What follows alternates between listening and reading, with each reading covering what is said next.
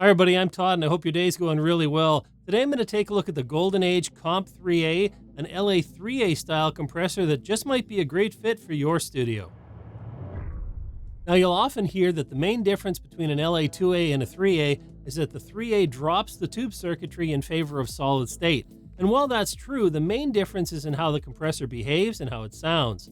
Now, the LA3A tends to be more sensitive to transients and also has a faster attack. So you'll often hear it on percussive instruments like drums, but its mid-forward nature is also really great on electric guitar and can really help it come forward in the mix. That's not to say a 3A can't be used on other sources, though. Works great on vocals, works on bass as well. As with everything in audio, it comes down to the sound you're trying to get. Now, the Golden Age Comp 3A has been a popular recreation of the classic LA3A circuit since it was introduced. A few other manufacturers have brought their versions of the LA3A out over the years, but the Comp 3A still remains widely used everywhere from home to professional studios. Now, at the time of recording, the Comp 3A is available for about $500 US, so it makes an affordable entry into outboard gear. So let's check it out and see what you get. Now, we'll take a look at the build quality of the Comp 3A, and because you don't often get a chance, I've opened it up here. I'll let you see the inside. First of all, the metal here is really stiff. This is just a flat panel, but the gauge is thick enough that there's really no flex to it. So that's nice to see. Inside, we have a couple of transformers for input and output. Also, a T4 opto cell. This is a Golden Age cell. We don't know who's making it for them, but it is swappable with other T4s. So if you want to try like a Black Lion or Kenetech, you can do that in here as well. Otherwise, circuitry is pretty simple. It is a PCB design here. Fuse protection, which is good to see as well. Really not a whole lot to it. Pretty straightforward on the internals. Now, as far as the controls are concerned, they're pretty solid. Everything is mounted to the chassis, so no issues there. Of course, the switches just pass through and they're PCB mounted. Now, on the back of the unit, we'll find here that the XLRs are mounted to the chassis, whereas again, the TRS jacks are mounted to the PCB inside. So when we take a look at that, I mean, it's a pretty standard construction. Something, again, if it's in a rack, no issue, but of course, the XLR are going to be more robust in this case.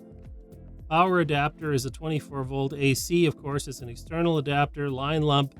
You can use either theirs, or if you have a 24-volt AC rack supply, it'll work with that as well. Now, taking a look at the Comp 3A, the controls are pretty straightforward. We have a gain and a peak reduction control. Peak reduction controls the gain reduction based on a fixed threshold coming into the compressor. Gain is the makeup gain, allowing us to put back some of that signal that's been reduced. So very much an LA2A 3A style control set. Then we have an adjustment here for the detection circuit. Allows us to make it more sensitive to high frequencies if we like. We can just change the way that reacts to program material. Then moving on, there's a stereo link control. The nice thing is you can link two of these compressors up. There's a TRS jack on the back for each. Just connect them up and use the switch here to turn that on. The mono is a trim that allows you to adjust the detection between the two compressors. So a nice feature to have here.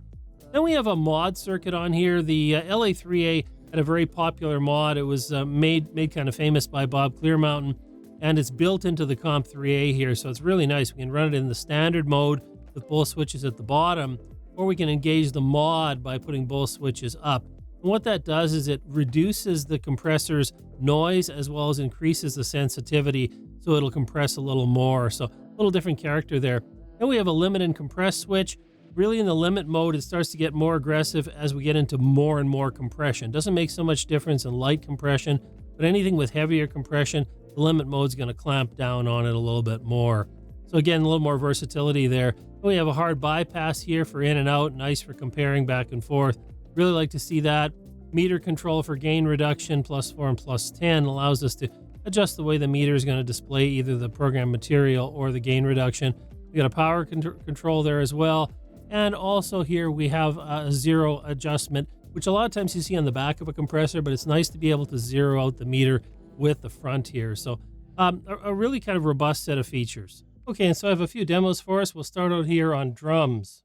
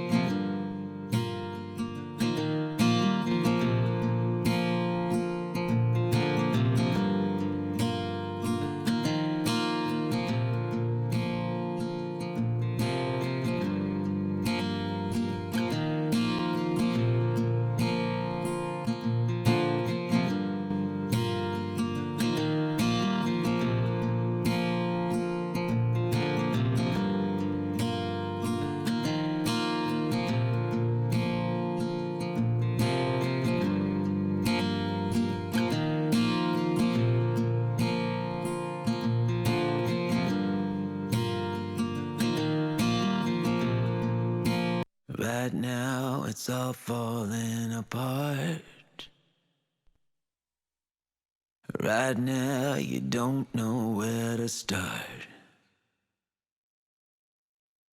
Right now the walls are caving in.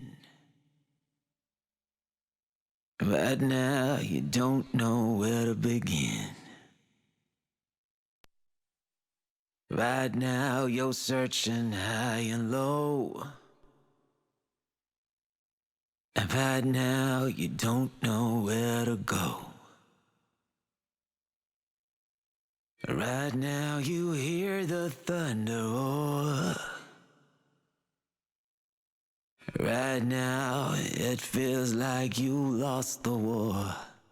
Right now it's all falling apart. Right now you don't know where to start. Now, to provide an idea of what self-noise is like on the Comp 3A, I've gone ahead and left the settings the same as I was using on the last vocal example. So real-world settings here to give you an idea. This is not a scientific test, but it will provide some context. Now, I have the Comp 3A connected up directly into my Orion 32 Plus Gen 3 audio interface.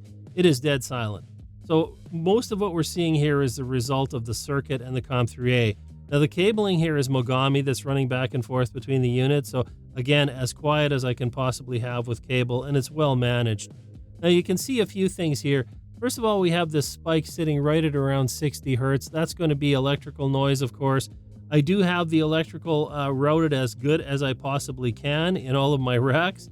And of course, this is plugged into a Furman power conditioner. So this is really just what we're getting through. As you can see, it's sitting here below 101, 102 dB. So a minus 101 dB is not going to be an issue. It gives you plenty of room for making recordings through this. A couple other things to point out. This one spike around 200 is actually the result of the LED lighting controller in my studio. So normally I don't have this when I have the video lights turned off. And then a little further on, we've got a spike happening right up intermittently here around 1K in that. And I haven't been able to isolate the source for this, but it is intermittent, so there's going to be some sort of signal right now that's leaking into this unit. Otherwise, as you can see, kind of on a static level, around minus 112 dB highest point here, and that's up at 20 kilohertz. So again, there's some self-noise here, but very minimal in terms of, if you're making recordings in and around minus 16, minus 18 dB, so a lot of room. Even if you record at a lower level, minus 24, you're still going to be looking at quite a bit of separation here, at least 85 to 90 dB of separation. Now for the balance of the video, I've connected up the Comp 3A and the signal path from my microphone. So right now you're hearing me on the Warm Audio WA73 preamp EQ, followed by the Comp 3A. And the compression is quite transparent. I have it sitting around 3 to 4 dB of compression, and I want to give you an idea for those particularly that are interested in this, maybe for voiceover. And so overall, I'm going to say it works quite well for this from my monitoring. Now, when it comes to features and specifications, I don't spend a lot of time in the video. There'll be more information in the description below. But a few key things here is that connectivity is good. We have both XLR and 1/4-inch TRS balanced connections for input and output. We also have a stereo link option with these units, which is great to see in an affordable compressor like this. You get two of them for $1,000 US. You now have the option for stereo, dual mono, or just individual channels. So really great to see there. It does use an external power supply, so for some of you that like it on the internal, that's going to be a bit of an issue for you, but it is a half-rack 2U unit, so I can understand them trying to keep the noise away as much as possible. And so after the audio tests and working with the Comp 3A for a long time, I'll give you my final thoughts. I find this to be a very capable compressor. In this price range, certainly it delivers quite well. It has a wide range of tone, everything from really clear and transparent all the way through to adding some grit and distortion when you drive it. And so a lot of options here for sculpting and shaping the sound that you want. The 2U form factor is really nice when you have limited space. As you can see, I've got it sitting on top of my regular rack, just so I've got a spot for it there. That's where I put it. But overall, if you want to have two of them in your rack, there's a kit actually that allows you to mount them together. So a lot of great options with this unit. Would I recommend it for a home studio? Absolutely. It might not be the first compressor you buy, but absolutely it can be used on a lot of sources. So it's one to consider in those early days nonetheless. And it is still commonly used in professional studios as well. There are some limited options in terms of LA3As, and especially if you try to get into an original It's going to be very expensive to try and get that, and then you have the upkeep and maintenance of a vintage unit. So you see these around a lot for a good reason. I'm going to recommend it. Absolutely, it's a good buy at $500 US. And if you're looking for other ideas of how to integrate analog outboard gear into your home or project studio, check out one of the videos on the screen. As always, I really do appreciate you joining me for this. I hope you enjoyed the video, and I'll see you next time.